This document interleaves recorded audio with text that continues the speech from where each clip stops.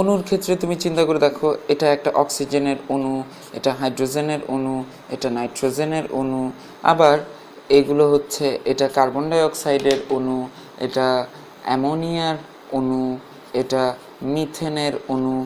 তাহলে একটা জিনিস আমরা খেয়াল করে দেখছি যে মৌলেরও অণু সম্ভব, আবার যৌগেরও অণু সম্ভব।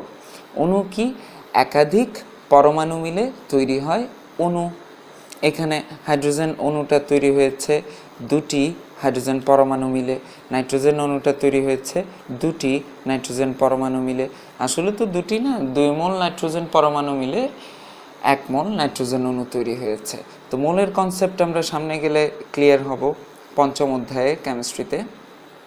তার আগ পর্যন্ত আমরা বলছি যে একটি অক্সিজেন পরমাণু আর একটি অক্সিজেন পরমাণুর সাথে মিলে একটি অক্সিজেন অণু তৈরি হয়েছে। তাহলে অণুকে তুমি বলতে পারো যে একাধিক পরমাণু মিলে অণু তৈরি হয়। আবার এখানে কি? একটি কার্বন, দুটি অক্সিজেন মিলে কার্বন ডাইঅক্সাইড তৈরি হয়েছে। কিন্তু এখানে ইন্টারেস্টিং একটা ব্যাপার আমাদের খেয়াল করতে হবে যে অণু কিন্তু মৌলেরও হয়, আবার অণু কিন্তু যৌগেরও হয়।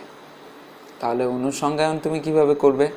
অণু সংজ্ঞায়ন আমরা যদি বলতে চাই তাহলে আমরা বলবো মৌল বা যৌগের সেই ক্ষুদ্রতম কণা যে কিনা প্রকৃতিতে মুক্তভাবে অবস্থান করতে পারে তাকে আমরা বলবো অণু। আমার কথাটার অর্থ হচ্ছে মৌলকে ক্ষুদ্র অংশে ভাগ করলে সে কিন্তু পরমাণুতেও আমরা ভাঙতে পারি, রাইট?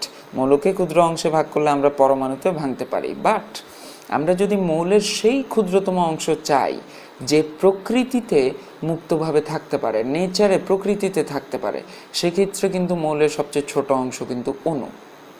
কারণ অক্সিজেন প্রকৃতিতে কিন্তু O2 হিসাবে থাকে, হাইড্রোজেন প্রকৃতিতে H2 হিসাবে থাকে, নাইট্রোজেন প্রকৃতিতে N2 হিসাবে থাকে। তার মানে কোনো একটা মৌলের ক্ষুদ্রতম অংশ যে প্রকৃতিতে মুক্তভাবে অবস্থান করতে পারে এরকম ক্ষুদ্রতম অংশ চাইলে সেটা কিন্তু অণু। আবার যৌগেরও সবচেয়ে ক্ষুদ্রতম অংশ যে কিনা প্রকৃতিতে মুক্তভাবে অবস্থান করতে পারে সেটাও কিন্তু অণু। তাহলে আমরা একসাথে বলতে পারি মৌল বা যৌগের সেই ক্ষুদ্রতম কণা যে কিনা প্রকৃতিতে মুক্তভাবে অবস্থান করতে পারে তাকে আমরা বলবো অণু।